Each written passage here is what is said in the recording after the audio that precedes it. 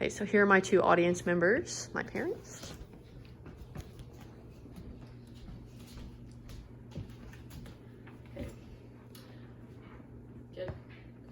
Hello, my name is Lillian Simpson, and today I'm going to talk about an issue that's been present in the media recently since President Joe Biden's inauguration, and that's about the federal minimum wage. The federal minimum wage has not been raised in over 10 years, and it's time we did something about it.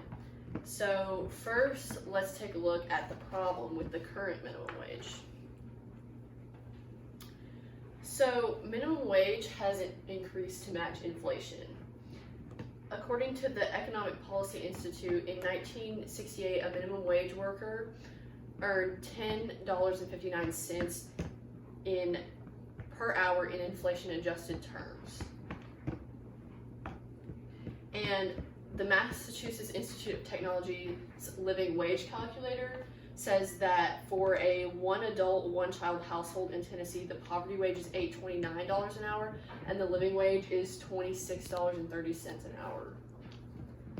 So, raising the minimum wage would not only benefit the worker, but the business and the economy. So, what would be those benefits? So, the benefits for the worker are that it would raise the wages of 32 million workers, or 21% of the workforce.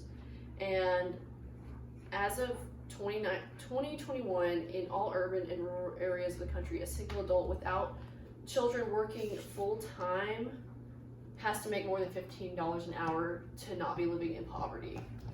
And it would overall decrease poverty by allowing individuals to earn a living wage, and it would help those with disproportionate wages. So it would disproportionately benefit Black, Hispanic, and female workers, and raise the wages for essential frontline workers and reduce the number of people living in poverty. So next is benefits for the business.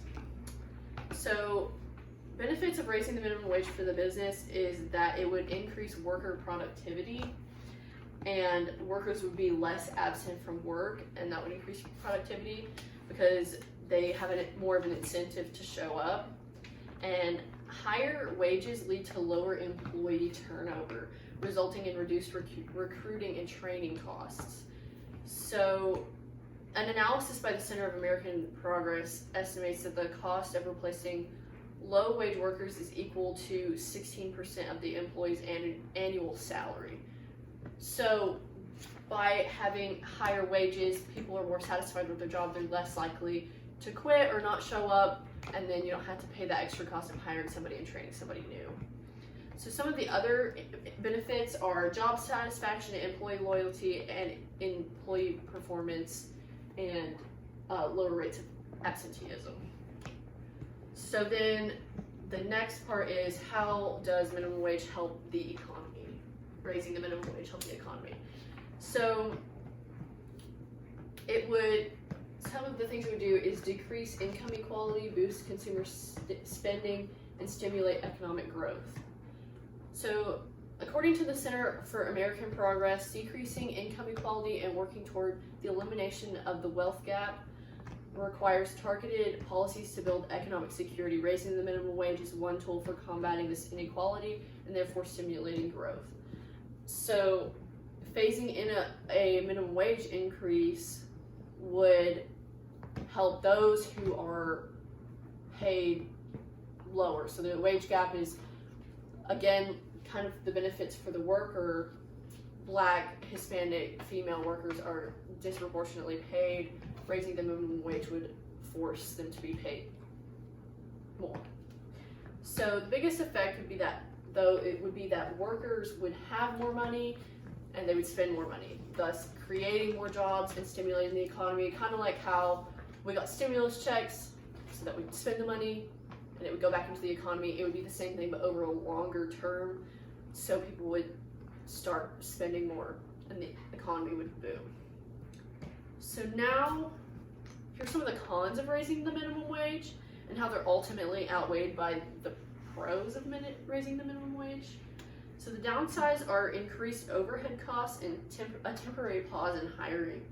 So according to Indeed, increase to the minimum wage increases your overhead costs of operating business, which may result in a higher price point getting passed along to customers.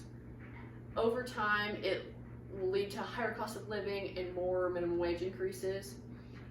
And there would be a temporary freeze in hiring when the minimum wage was phased in, just because, all of a sudden we have to pay everybody $15, but eventually, because everybody's making $15, they spend more money and the economy booms, it would stop. So it's only a temporary freeze in hiring. So these problems are not a good enough reason to keep minimum wage at $7.25 an hour. And here are some of the reasons why. So in the best examples of a minimum wage increase that we have studied in the past, there's no significant job loss associated with the increase. And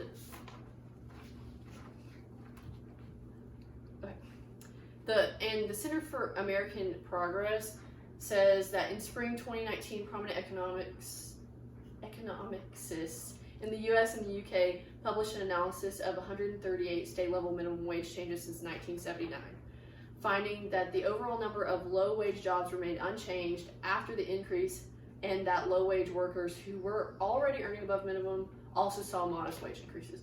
So in the past, when we've raised the minimum wage, there wasn't significant job loss, and people who were already being paid more than minimum wage saw wage increases as well.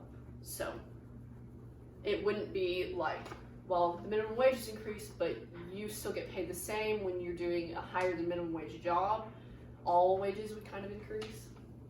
So in conclusion, raising the minimum wage would reduce poverty and help Americans to earn a living wage. It would benefit those with disproportionate wages, such as women and African Americans, and it would ultimately boost the economy without significant job loss. So thank you for listening. And then I have to show you.